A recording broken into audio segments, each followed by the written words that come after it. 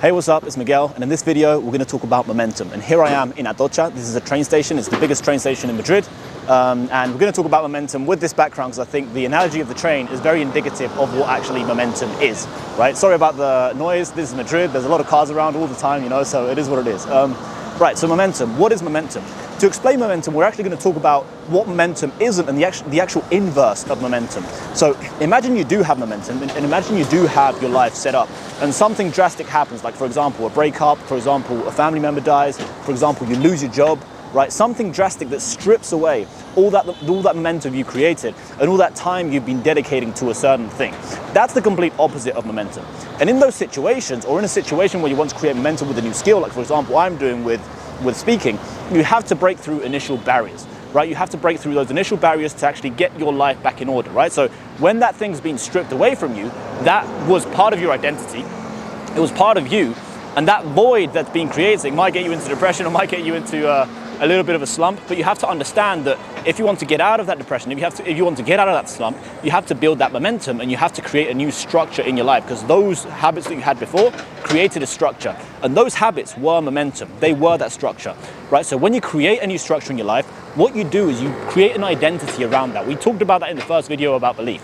When we perform habits habitually on a regular basis, what we do is we form an identity around those habits. So in forming that identity around habits, we start building momentum because the belief starts to kick in as well, right? And not only belief, but we have an upward spiral also of results, right? So when you create, when you start doing a habit regularly, you start getting better at it and you start seeing results at a certain point, right? And that's the point where we get into momentum. That's what we call momentum, that upward spiral of results, of belief, of just the habit you created and the identity you formed with the habit that you've been creating constantly. When we talked about the video of belief and in the bull ring in Plaza de Ventas, right, in Ventas, what we talked about, sorry about that, my camera was jiggling a little bit.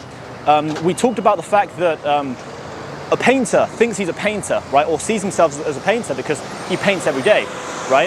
A footballer, the same thing. He sees himself as a footballer because he plays football every day. A web developer, the same, right? You see yourself as a web developer because you web develop every day. So in creating momentum, right, we're creating an identity, and that identity basically fuels us forward, right? Like wind in your sails.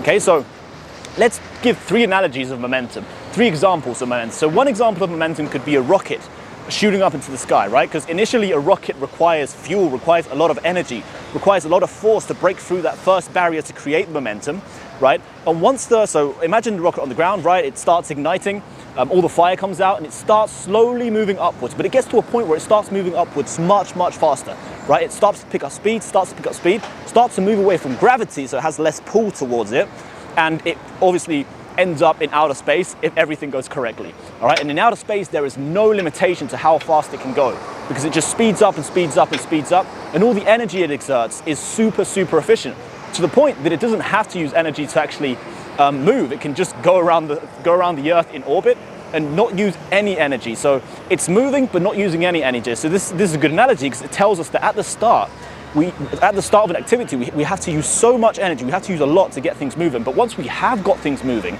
we actually move faster with less energy. Okay? Another analogy is the car.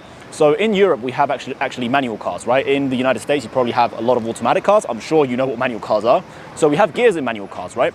And if you see the indicator of how much petrol you consume on the first gears, you can see it's probably like 20 liters per 100 kilometers, right? So that's for the first and the second gear. Those are the gears that actually get the car into movement, all right? But after you get into the 3rd, 4th, and 5th gear, the 5th gear is just cruising. If you look at how much energy you're consuming, you're actually consuming around like 5 liters per 100 kilometers if your car is efficient, right? But you're actually moving way faster than you did at the start, right? So consider that. At the start, we had to use a lot of energy to get the car moving, but then in the later stages, we were actually moving faster, but with less energy. And this happens exactly in your life. And because we're at a train station, the analogy of the train is the same exact thing. To get a train into movement, it's massive, right? It has so much weight. It takes a lot of effort to actually get it moving. But once it's moving, think of the bullet train, right? Think of the Shinkansen in Japan, right? These trains move at lightning speeds and with much less force, with much less energy than they needed at the initial stage. Okay, so with this in mind, I just wanted to illustrate the topic of momentum. I hope I explained it clearly enough, and I hope this video helped you. And if you want to subscribe, hit the link hit the subscribe button down below, hit like, comment if you want to do that too. And as I always say, man, do it every day and you'll be okay. Ciao.